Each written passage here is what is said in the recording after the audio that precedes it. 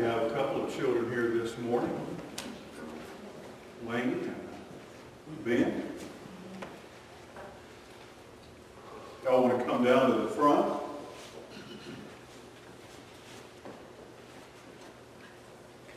Oh, sit right there.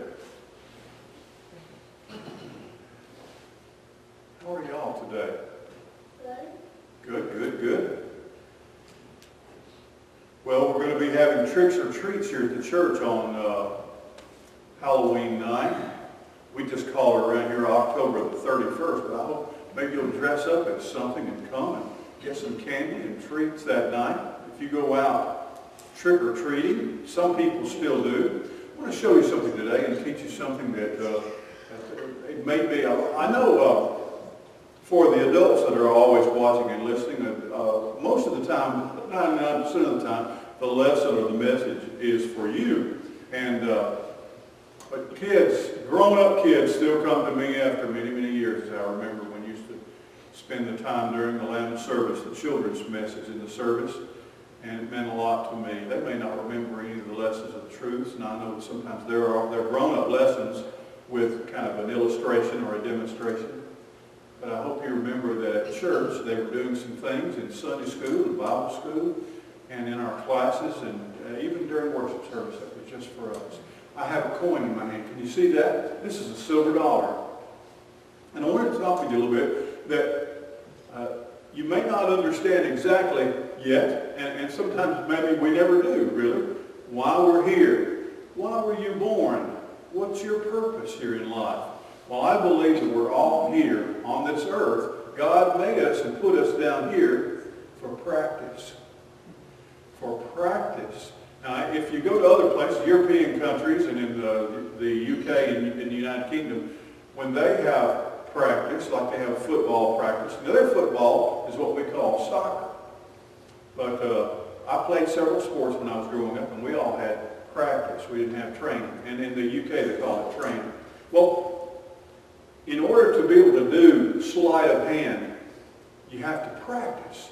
And being in this world, I believe we're practicing here, and God put us here so that we can practice for the next part, our eternal life. Let me show you something.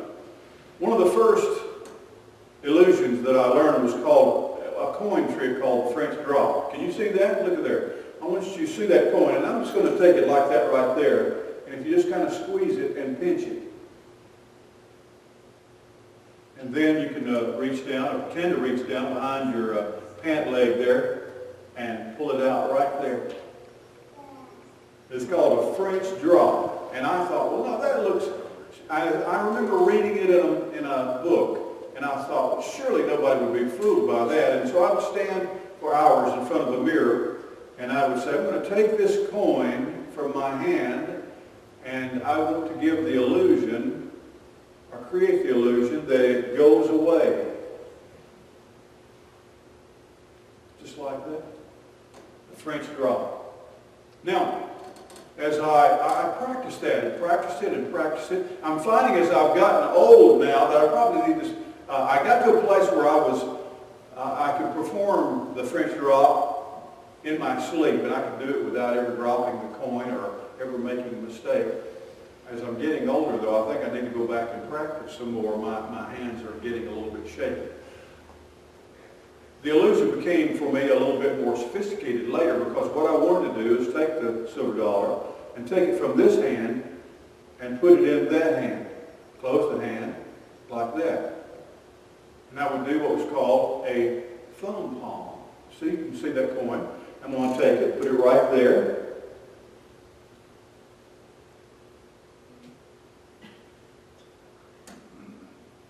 And I'll reach over here behind this leg and pull it out right there.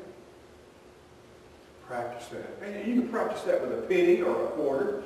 And as later on I began to collect, I had a collection of, a limited collection of silver dollars. And I could take that. And you can actually take that coin and just kind of make it go around and around.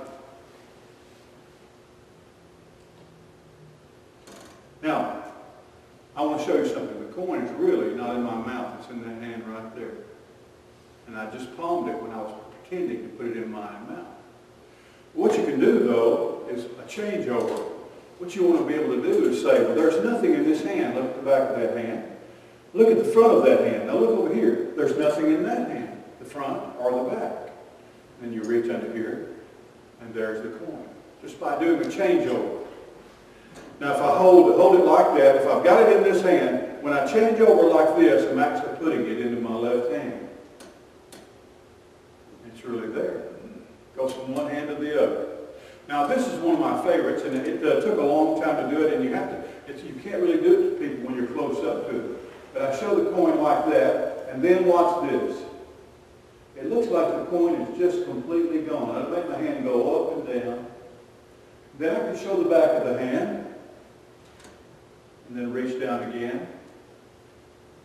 Take it up from there. Here's one of my favorite illustrations, though. I take that right there. I'm going to put the coin in my left hand, just like that. You can see it. Put it right in my left hand and close my hand. You can see it's not here at all. Now what I want to do is I want to take my finger right here, nothing here. Touch there, touch here, and then touch this hand right here. Now watch.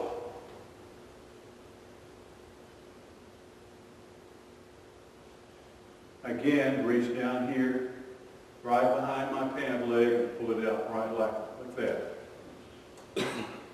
Whatever happens in my life, whatever is a part of my day, one of the first things that I always want to acknowledge to God is, this is practice, isn't it, Lord? Or this is a test.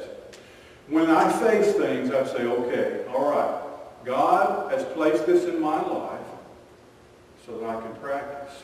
He wants me to learn how to love people. He wants me to learn how to be giving and forgiving. He wants me to grow and be strong and mature. He wants me to care for others. He wants me to obey Him and the things that happen in my life. He's getting me ready to live with Him forever in heaven. He's getting me ready. And so it's practice. It's practice. And it is a test. This is a test, isn't it? All right, I'm going to pass. I want to pass. All right, think about that. I don't know if you have any interest at all in playing with money. Most people just like to spend it. I like to do that too. All right, thank you so very much. You can go back and sit wherever you were sitting.